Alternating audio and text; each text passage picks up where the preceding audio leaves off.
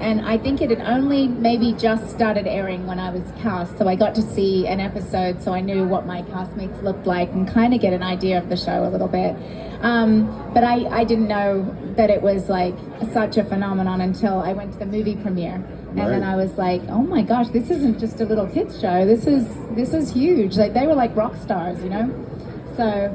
And is there, because you hear actors talk about this when they make it, that you suffer from that imposter syndrome. Was there any of that when you joined the cast? Are you like, oh my God, like I'm not one of the cool kids, or are you working to try to become part of the team? I think when you're coming into an already established show, and Kimberly was so loved, I definitely felt a lot of pressure. And they said in my contract, if the fans didn't accept me, I was going back to Australia.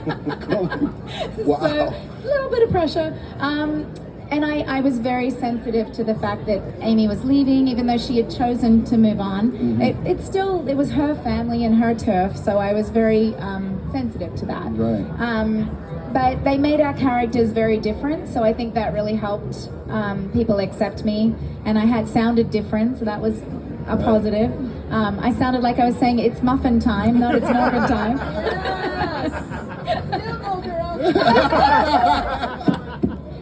That may be my favorite comment of the day already. So cute. Oh, that's great. Now, I want to ask you both, and I know that you guys probably get this question a lot, but what are the standout episodes for you? And are they your episodes?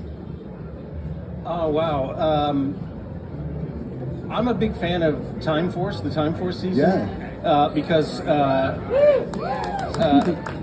I grew up watching Mad Max with Vernon Wells, and so getting to meet Vernon, and Vernon is such a sweetheart. He's such a great guy.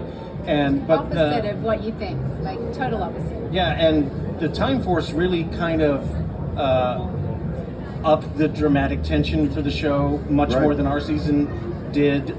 So I think Time Force is a really enjoyable season. I like that season too. Seems to be a lot of the cast agreement. is so amazing too. They're all really close friends Yeah. of ours. I have a few favorites, standouts.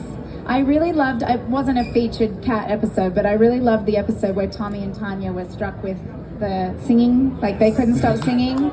Yes, and Nikki always tells the story well, but Jason was terrified of singing. He was so embarrassed, like, I can't sing, and Nikki's like, just doesn't matter, it's supposed to be funny, just let it out. And then we couldn't shut him up. He just would not. The two of them were so annoying. They were singing, would you like a carrot? No, I'm not hungry, Nikki. Like, everything was just sung. So that was a really fun episode to film.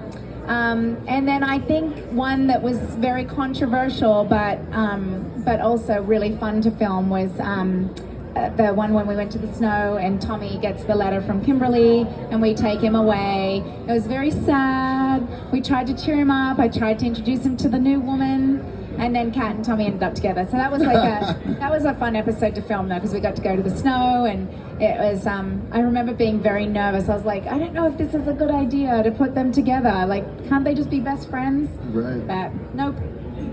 So that's when the Power Rangers brought all the drama, and the love came into the show. Now, where did you did both your characters? Did your character arcs finish where you wanted them or where you expected them to go?